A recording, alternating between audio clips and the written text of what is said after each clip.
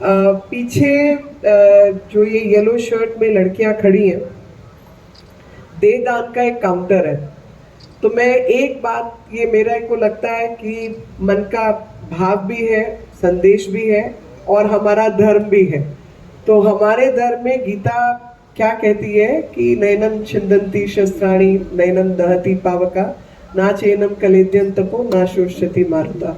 तो आत्मा का जो प्रारूप है वो कोई शस्त्र काट नहीं सकता, पानी गीला नहीं कर सकता, आग उसको जला नहीं सकती और किसी भी प्रकार से उसका हम कुछ एनर्जी है, शक्ति है, ताकत है, उसका कोई और स्वरूप हो जाएगा लेकिन उसको हम खत्म नहीं कर सकते। और जो हम सब मनुष्य जीवन हमको मिला है, तो शरीर नश्वर है लेकिन आत्मा अजर अमर है। और अगर ये बात हम मन से समझ लें, मन मस्तिष्क आत्मा की प्रवृत्ति को हम समझ लें कि आत्मा तो हमेशा रहेगी, वो शक्ति वो ताकत हमेशा रहेगी, लेकिन ये शरीर खत्म होगा और वो अनेक रूप में दोबारा दोबारा जन्म लेगी। तो जो शरीर के प्रति मोह है वो मोह खत्म हो जाएगा। और उसका ये मतलब नहीं है कि जब तक जिंदा है तब तक हम अपने स्वास्थ्य का ध्यान ना रखें, तब तक हमको अपने स्वास्थ्य का ध्यान रखना है। आयुष्मान भव करके केंद्र सरकार एक योजना भी चला रही है। हम लोगों के हर संडे को कैंप्स भी लगते हैं। उसी कैंप का एक आज का कैंप भी एक उसी का हिस्सा है कि हर संडे को हमारे क्षेत्र में कहीं ना कहीं हेल्थ कैंप लगता है, ताकि जब तक हम जीवित हैं तब तक हमारा शरीर स्वस्थ रहे।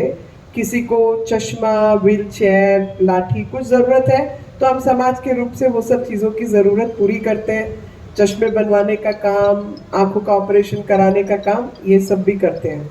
लेकिन हम ये भी जानते हैं कि जीवन की अवस्था में कि कभी किसी का किडनी फेलियर हो सकता है, लिवर फेलियर हो सकता है, आंखें खराब हो सकती हैं,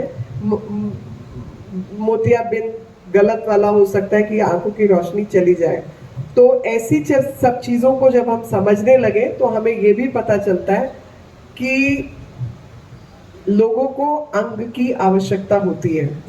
हमारे परिवार में किसी की तकलीफ है, किडनी खराब हुई, लिवर खराब हुआ, हार्ट की प्रॉब्लम हुई, कोई जल गया तो उसको स्किन क्राफ्टिंग के लिए स्किन चाहिए, चमड़ी चाहिए, तो हम उम्मीद रखते हैं कि हमें ये समाज से उपलब्ध हो जाए।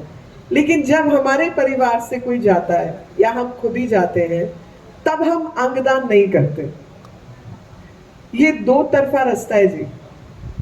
एक ये कि अगर मेरे पहचान में, मेरे मित्र, मेरे परिवार में किसी की जरूरत है तो मेरे को समाज से ये उम्मीद रहती है कि कोई दे दे।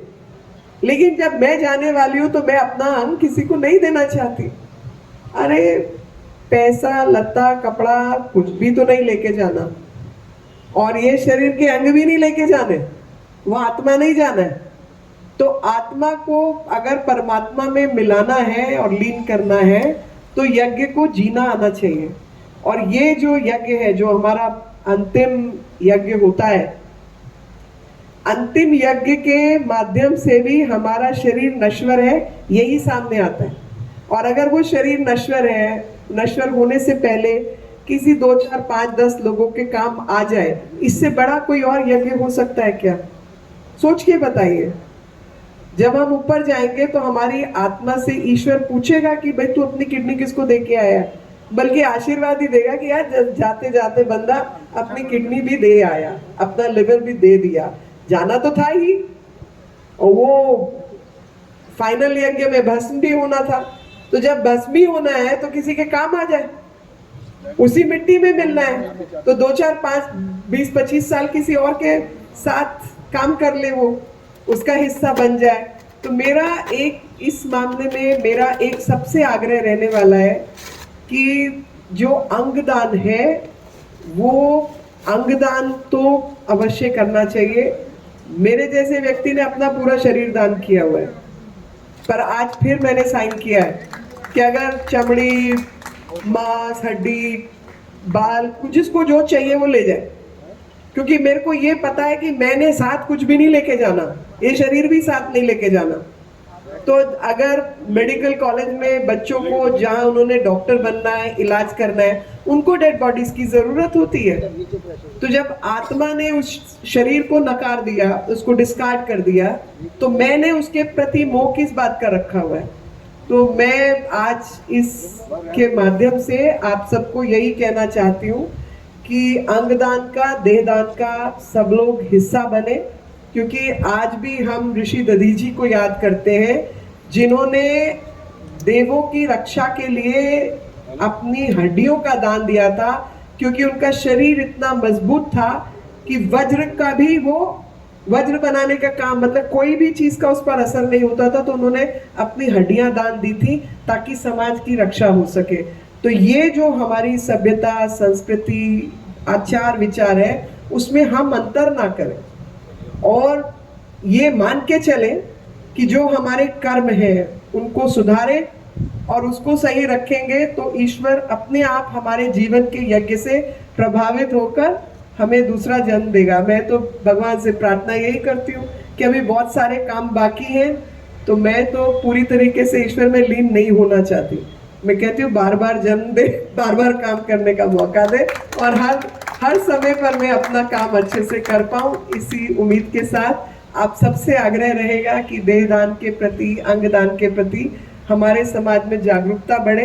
कितने लोग जिनका जीवन बचाया जा सकता है वो अन्यथा चले जाते हैं, कई बार हमने जाना ही होता है, वो तय है, लेकिन जिसका जीवन बच सकता है वो भी बेचारा चला जाता है। तो इसलिए हम लोग आगे बढ़कर अंगदान में अपनी सहभागिता दिखाएं। आप सब यहाँ पर उपस्थित रहे, सबकी सेवा में लगे रहे, सब लोगों के काम हम लोग कर रहे हैं।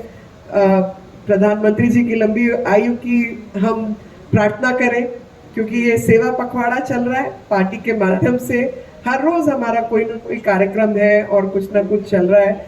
आप सब जो सब यहाँ उपस्थित हैं, आखिरी समय तक यहाँ पर बैठे हैं, आप सबके प्रति श्रद्धा के भाव और आप सबका आभार, धन्यवाद। भारत माता की आवाज तो तेज आनी चाहिए जी, आखिरी बार अच्छे से बोलेंगे, भारत माता की, भारत माता की, भारत माता की। अरे पिछले वाले क्यों नहीं बोल रहे?